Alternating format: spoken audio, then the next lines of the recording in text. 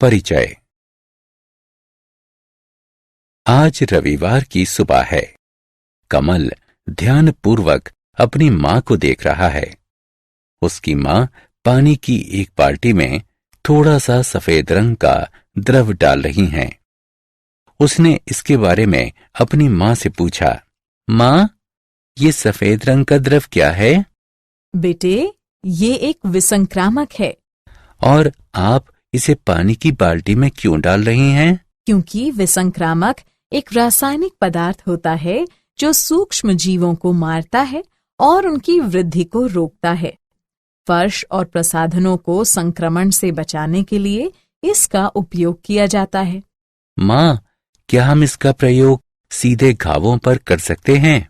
नहीं बेटा, हम विसंक्रामक को सीधे घावों पर नहीं लगा सकते। लेकिन यदि हम विसंक्रामक के बहुत निम्न सांद्रता वाले विलयन का प्रयोग करें तो हम इसे एक एंटीसेप्टिक के रूप में भी प्रयोग कर सकते हैं।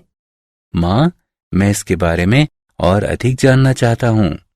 अच्छा बेटा, आज मैं तुम्हें इसके बारे में और अधिक जानकारी दूंगी। छात्रों, आज हम इसके बारे में अपने अध्याय दैनिक जीवन में रसायन इसमें विस्तार से चर्चा करेंगे। उद्देश्य: इस पाठ के अंत में आप निम्न करने में सक्षम हो जाएंगे। औषध को परिभाषित व वर्गीकृत करना, औषध अभिकल्पन के बारे में जानना, विभिन्न वर्गों की औषधि की चिकित्सीय क्रिया का विश्लेषण करना, भोजन में मौजूद रसायनों से परिचय, कृत्रिम मधुरकों को समझना, खाद्य पदार्थ परिरक्षकों की व्याख्या करना, साबुन और अपमार्जकों को परिभाषित व वर्गीकृत करना। दैनिक जीवन में रासायनिक यौगिक।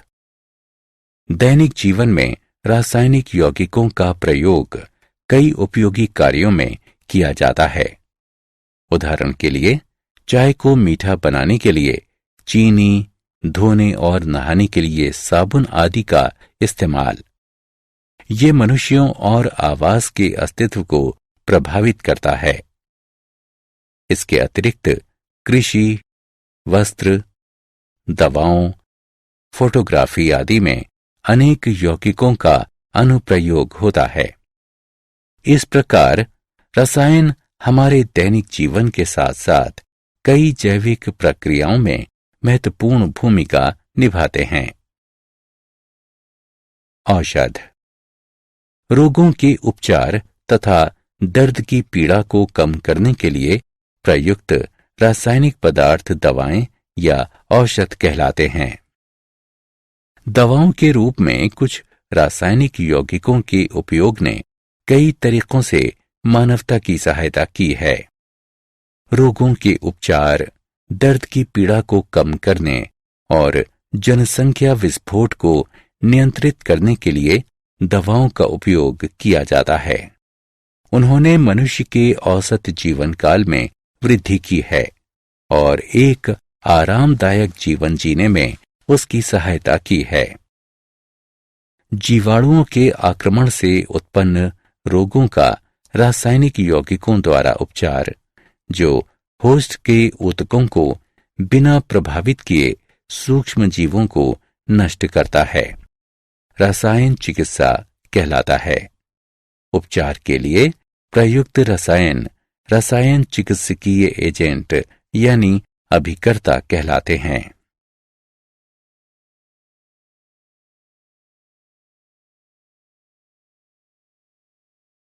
औषध का वर्गीकरण। औषधों को कई तरह से वर्गीकृत किया जा सकता है। भेषज गुण विज्ञानीय यानी फार्माकोलॉजिकल प्रभाव के आधार पर।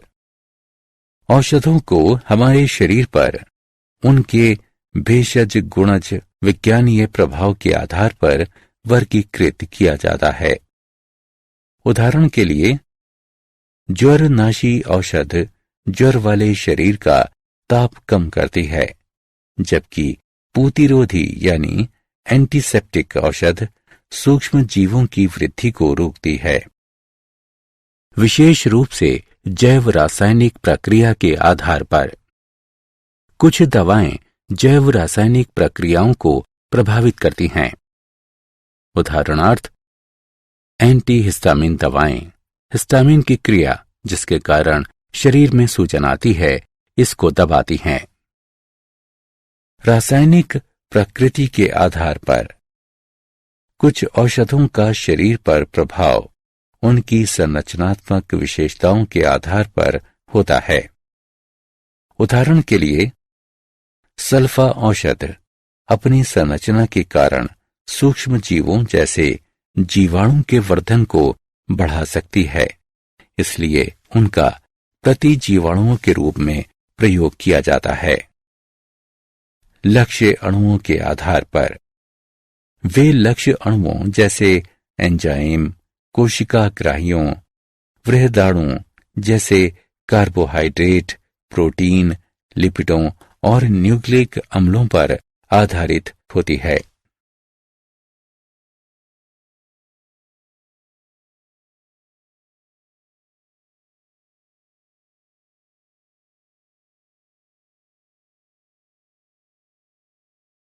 पीड़ाहारी पीड़ा दूर करने के लिए प्रयुक्त होने वाले रासायनिक पदार्थ पीड़ाहारी कहलाते हैं। उदाहरण के लिए एस्पिरिन और एनाल्जीन। वे पीड़ा और ज्वर से तुरंत आराम देती हैं। एस्पिरिन का उपयोग दिल के दौरे की रोकथाम में किया जाता है, क्योंकि इसमें रक्त का थक्का न बनने का प्रभाव होता है। कुछ नारकोटिक्स जैसे morphine, codeine, pethidine, hydrochloride, methadone और हेरोइन भी पीड़ाहारी के रूप में प्रयुक्त होती है। वे रोगी को पीड़ा से मुक्ति तो देती हैं, लेकिन वे केंद्रीय तंत्रिका प्रणाली पर आक्रमण करती हैं और निद्रा या मूर्छा लाती हैं। अधिकांशतः ये अफीम या मैरिजुएन पादपों से प्राप्त होने वाले उत्पाद हैं।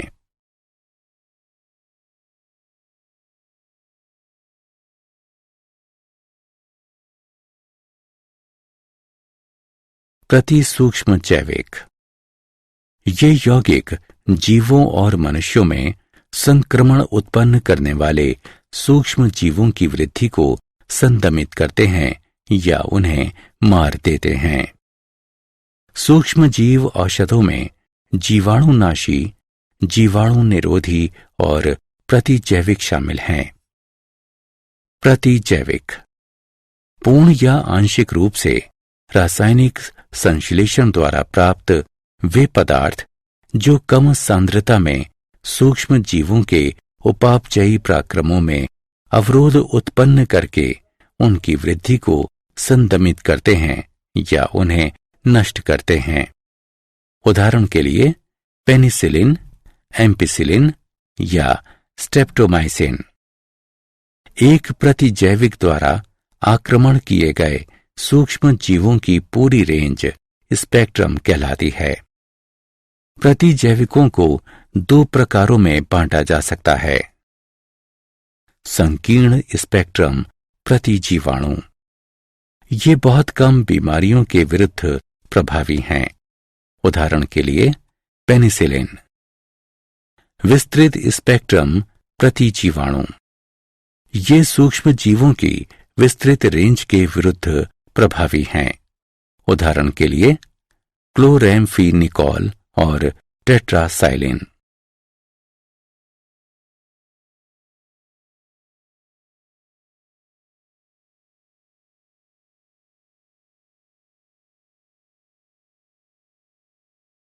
पूतिरोधी तथा विसंक्रामी रोगाणुनाशी। पूतिरोधी रासायनिक पदार्थ जो सूक्ष्म जीवों की वृद्धि को रोकते हैं या उन्हें मारते हैं, लेकिन सजीव मानवीय ऊतकों के लिए हानिकारक नहीं है, पूतिरोधी कहलाते हैं। पूतिरोधियों को सजीव ऊतकों पर लगाया जाता है। इन्हें घावों, व्रणों यानी अल्सरों और रोगग्रस्त त्वचा की सतह पर लगाया जाता है। साधारणतः प्रयुक्त किए जाने वाले प्रतिरोधी हैं डेटॉल, बाइथायोनॉल, आयोडीन और हाइड्रोजन परऑक्साइड विलयन। विसंक्रामी रासायनिक